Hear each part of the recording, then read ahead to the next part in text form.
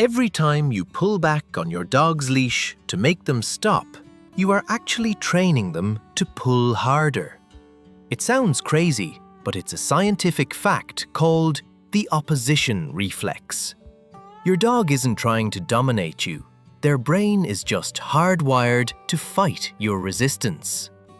So why does your furry best friend turn into a freight train the moment you step outside? Why are your expensive standard collars secretly rewarding this terrible behavior? And what if you could permanently fix this without ever yelling or tugging back again?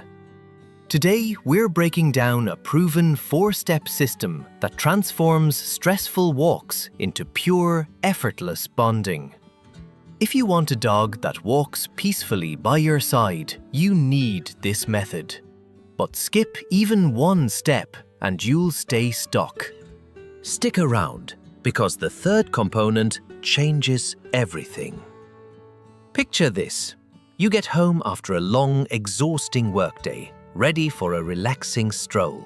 But the moment you clip on the leash, your sweet dog transforms into a wild sled dog, dragging you down the sidewalk. It is incredibly frustrating, and I've been there too. Many owners assume their dog is trying to be the alpha or dominate them. But canine behavioral psychology tells a completely different story. Dogs don't care about dominance here. They simply repeat what works. Every time your dog pulls and you take a step forward to keep up, their brain registers a massive win. They learn that tension equals progress to that fire hydrant or park. Then we make the ultimate mistake. We yank back. This triggers a biological phenomenon called the opposition reflex, an involuntary neurological response that forces your dog to automatically push against your resistance. Combined with the sheer excitement of a giant game of tug-of-war, your dog's arousal spikes, making them pull even harder. So, to fix this, we must establish our golden rule. Pulling on the leash will never, ever get them 1 inch closer to where they want to go. Now that we understand the science of why they pull, let's talk about the exact gear you need to break this loop. If you like the video, please give it a like and subscribe to the channel.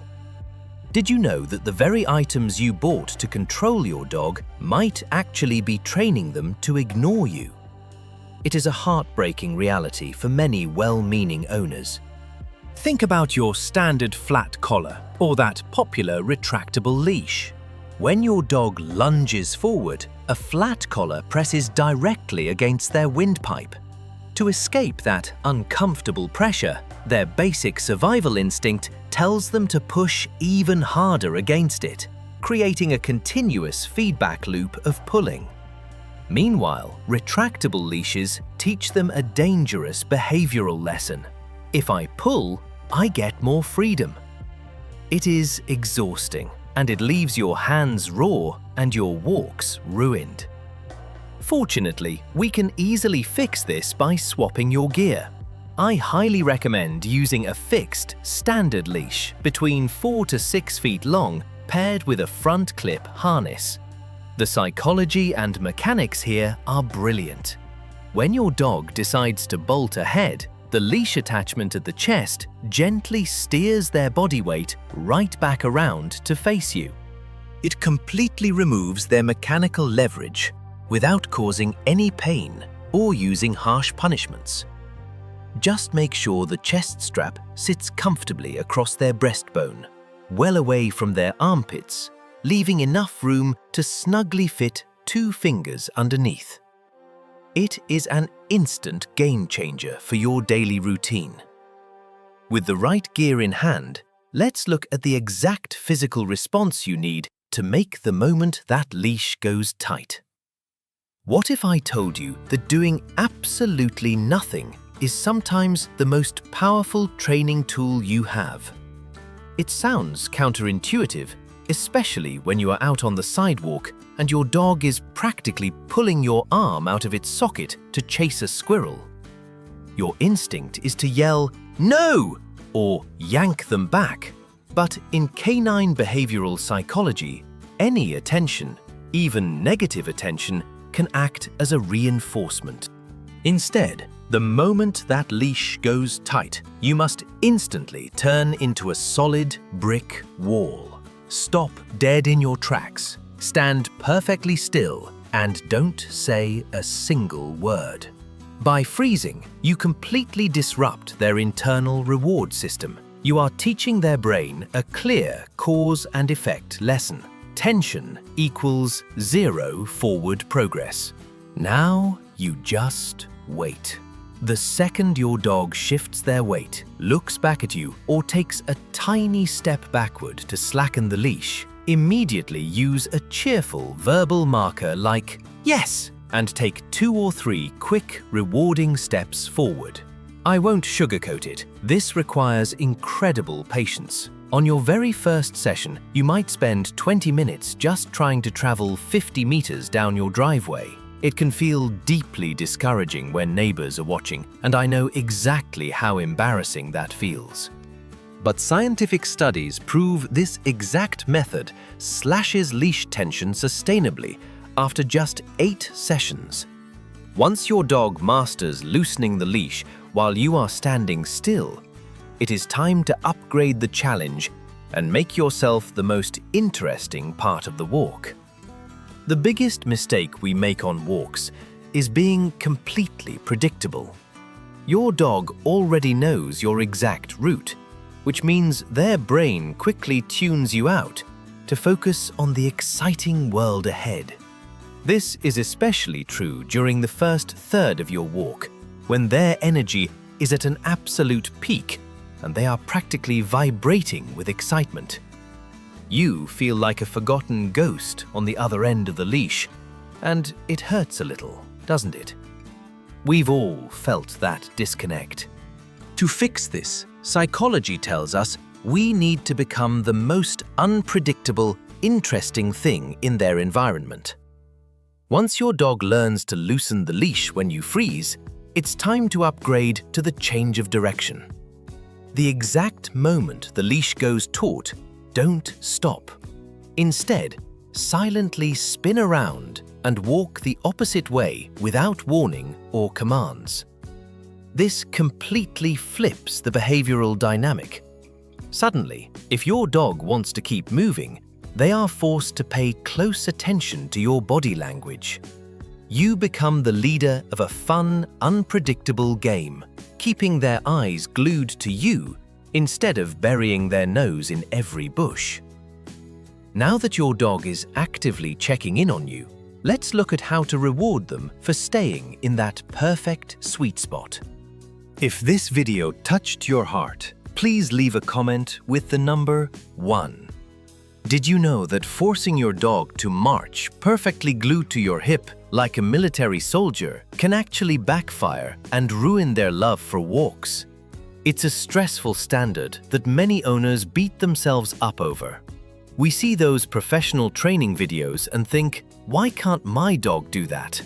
It makes us feel like bad owners, but it's simply an unrealistic goal for a casual evening stroll. In behavioral psychology, we don't need a strict heel.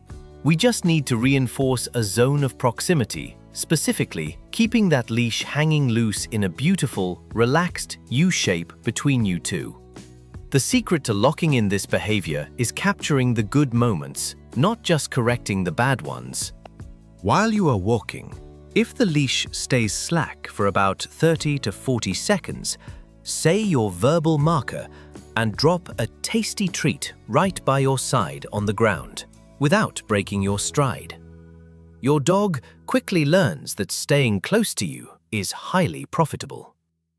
Once they get the hang of it, start stretching that reward window to 60 seconds, then 90 seconds, and eventually randomize it.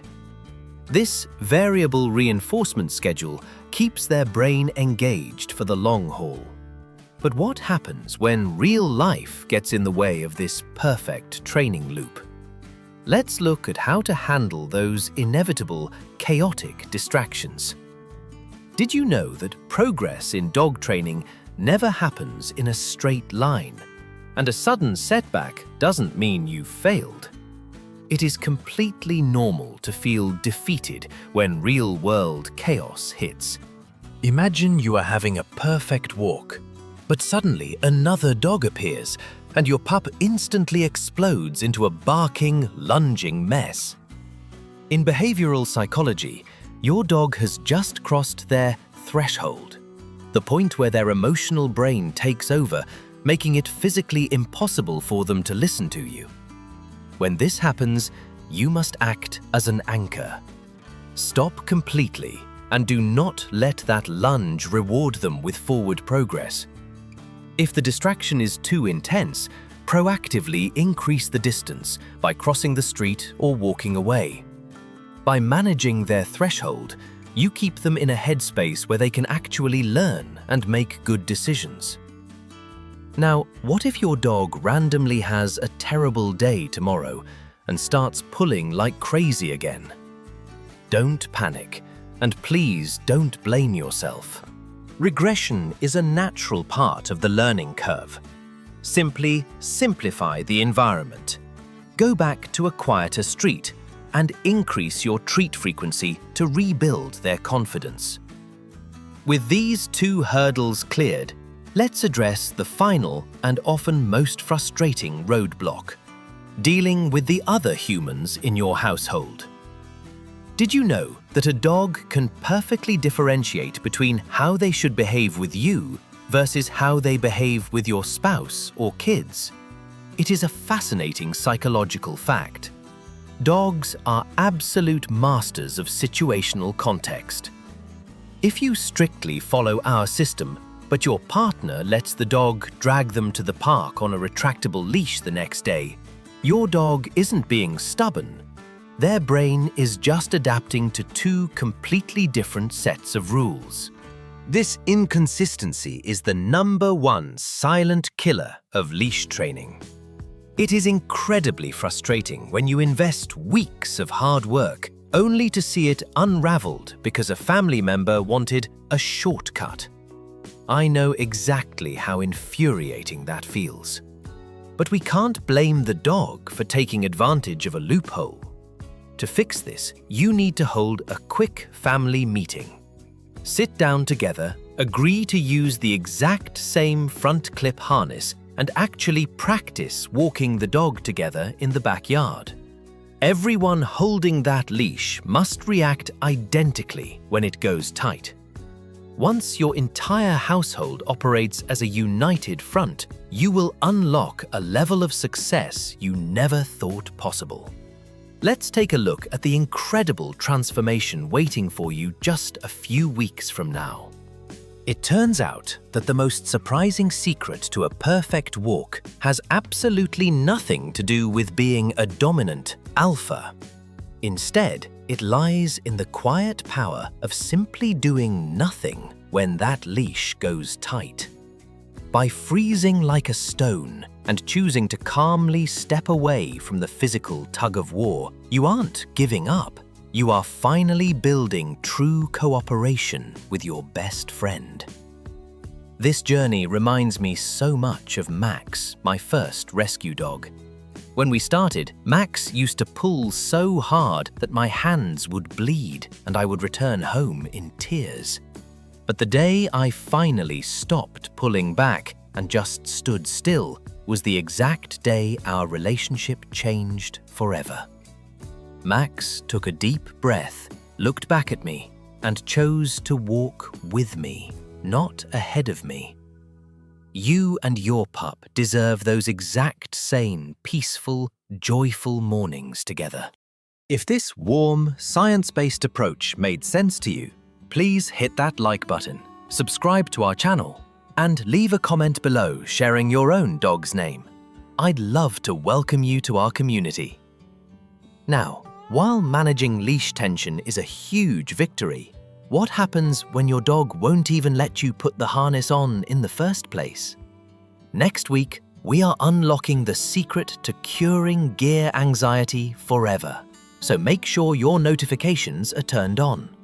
Until then, stay patient and happy walking.